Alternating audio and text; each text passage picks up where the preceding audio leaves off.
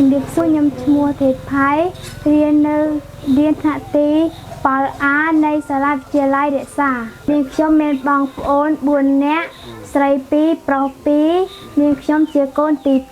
2នាងខ្ញុំជាសិស្សអាហារូបករណ៍នាងខ្ញុំពិតជាសប្បាយចិត្តណាស់ព្រោះអាហារូបករណ៍នេះបានជួយផ្គត់ផ្គង់ការសិក្សារបស់ខ្ញុំពេញមួយឆ្នាំជាចុងក្រោយនាងខ្ញុំសូមអរគុណជូនពរដល់សប្បុរសជនជប៉ុនឲ្យមានសុខភាពល្អនិងបន្តជួយដល់កុមារកម្ពុជាបន្ថែមទៀត